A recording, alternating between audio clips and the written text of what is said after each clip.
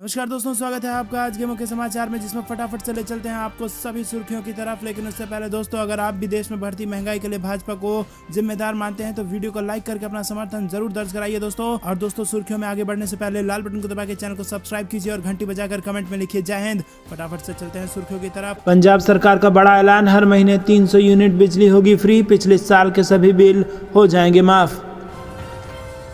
बिहार में सबूत के तौर पर पटना कोर्ट में पेश, विस्फोटक में धमाका, मच गई अफरा तफरी, एक कांस्टेबल घायल। पीएम मोदी चुप क्यों हैं, ओवैसी ने की नुपुर शर्मा की गिरफ्तारी की मांग, केंद्र के रुख पर उठाए सवाल। दिल्ली के लोगों को ऑटो और टैक्सी के सफर में और ढीली करनी पड़ेगी जेब, जल्द किराया बढ़ाने का यहां पर आया संकेत। देश के कई हिस्सों में भारी बारिश का अलर्ट, आपके इलाके में कैसा रहेगा मौसम, इसकी ताजा अपडेट जारी। सुप्रीम कोर्ट पहुंचकर बुरी तरह फंसी नुपुर शर्मा, कोर्ट ने सुनाई खड़ी खड़ी। महाराष्ट्र में एकनाथ शिंदे सरकार का 4 जुलाई को सदन में शक्ति परीक्षण, महाराष्ट्र की रणनीति और चुनाव से बड़ी खबर।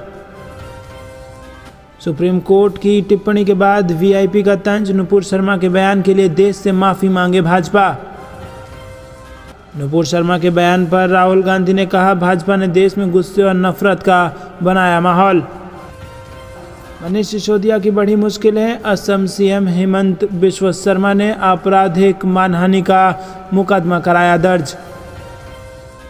उद्धव ठाकरे ने अमित शाह पर लगाया आरोप, कहा हमारी बात नहीं माने तब जाकर बना महाविकास अघाड़ी। नुपुर शर्मा के खिलाफ भड़काऊ भाषण देने वाला मौलाना मुफ्ती नदीम गिरफ्तार, आलम गौरी भी कर लिया गया अरेस्ट।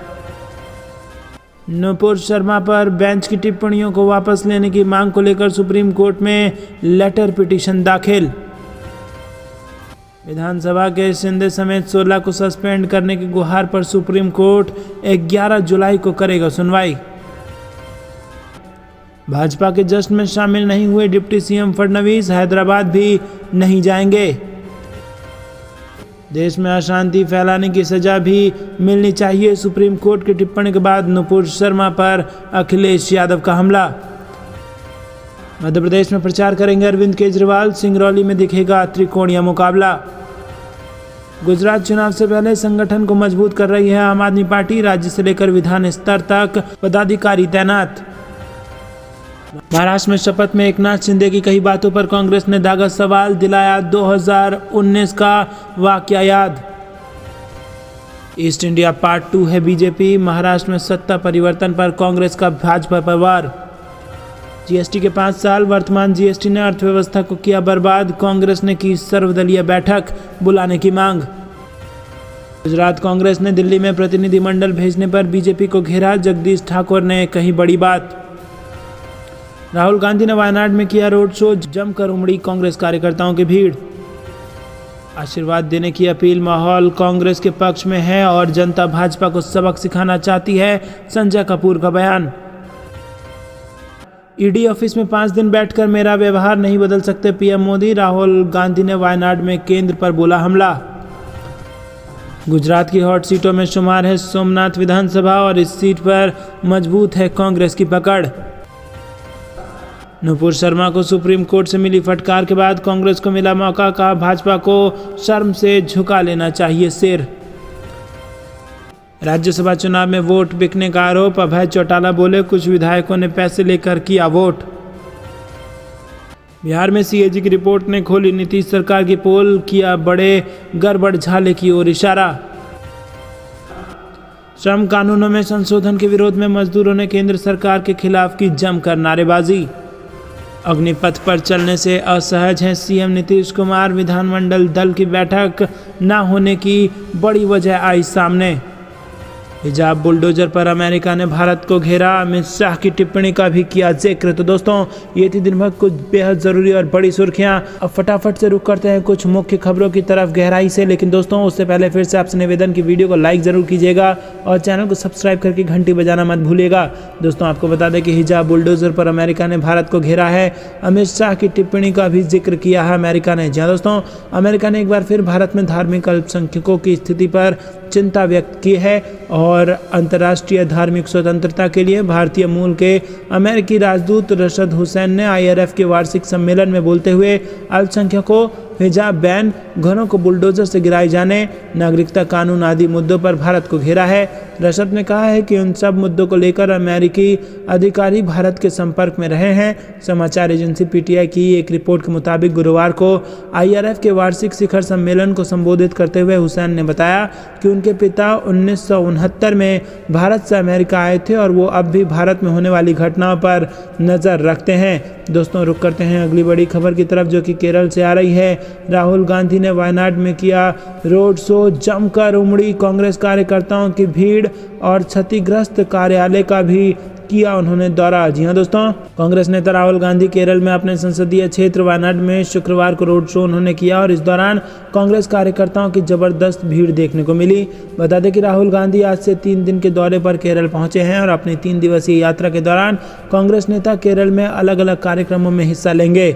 इससे पहले राहुल ने कलपेट्टा में अपने कार्यालय का दौरा करने के बाद मीडिया से बातचीत में कहा कि ये माहौल प्रधानमंत्री ने, गृह मंत्री ने, भाजपा और RSS ने बनाया है। ये माहौल गुस्से और नफरत का माहौल है। ईमानदारी से कहूं तो देश में बना ये माहौल राष्ट्र विरोधी गतिविधि है और गौरतलब है कि राहुल के इस कार्यालय में पिछले सप्ताह SFI कार्यकर्ताओं ने तोड़फोड़ की थी। दोस्तों, रुक करते हैं अगली बड़ी खबर की तरफ।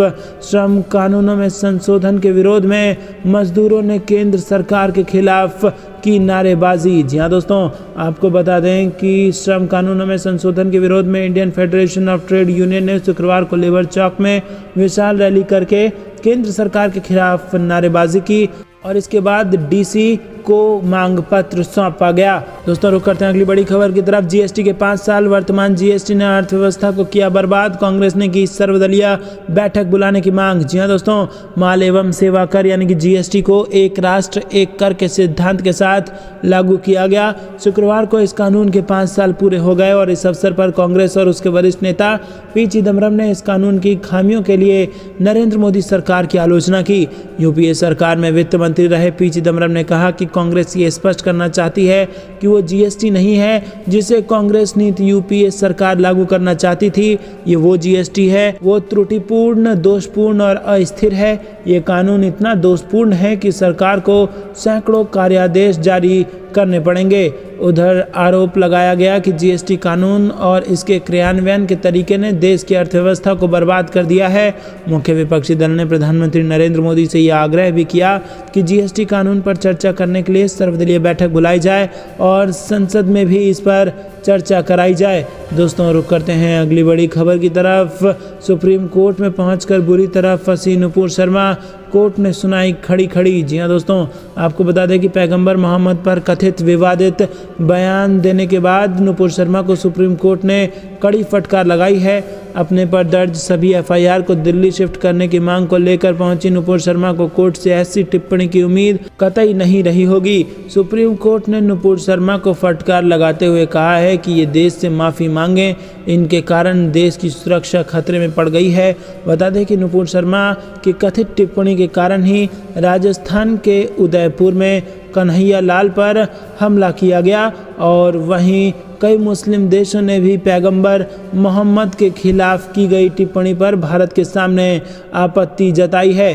दोस्तों, रुक करते हैं अगली बड़ी खबर की तरफ, जिसमें आपको बता दें कि PM मोदी चुप क्यों हैं। ओवैसी ने नुपुर शर्मा की गिरफ्तारी की मांग फिर से उठाई और केंद्र के रुख पर भी उठा दिया सवाल। जी हां दोस्तों, आपको बता दें कि पैगंबर मोहम्मद पर नुपुर शर्मा की कथित विवादित टिप्पणी के बाद से विपक्षी पार्टियां केंद्र सरकार पर हमलावर हैं और इस बीच एक बार फिर AIMIM के अध्यक्ष असदुद्दीन ओवैसी ने नुपुर शर्मा की गिरफ्तारी की मांग की। उन्होंने ये सवाल उठाया कि प्रधानमंत्री नरेंद्र मोदी इस मामले पर आखिर चुप क्यों हैं। उन्होंने कहा कि वो सिर्फ नुपुर शर्मा के प्रधानमंत्री नहीं हैं, वो देश के 133 करोड़ लोगों के प्रधानमंत्री हैं, जिनमें 20 करोड़ के करीब मुसलमान भी आते हैं।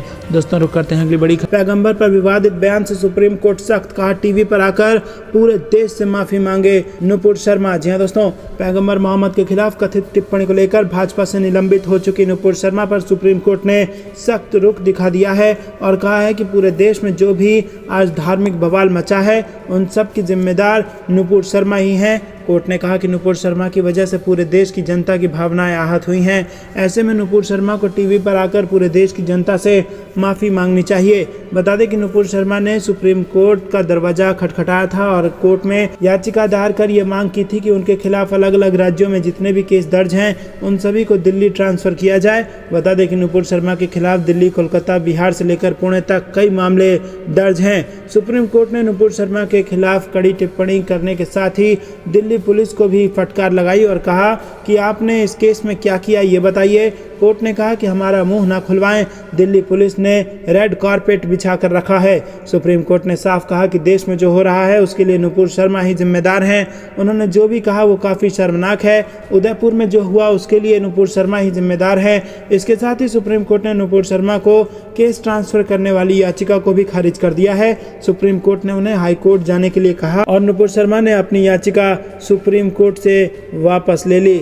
नुपुर शर्मा ने अपनी याचिका में कहा था कि उनके खिलाफ देश भर में अलग अलग राज्यों में तमाम केस को दिल्ली ट्रांसफर कर दिया जाए।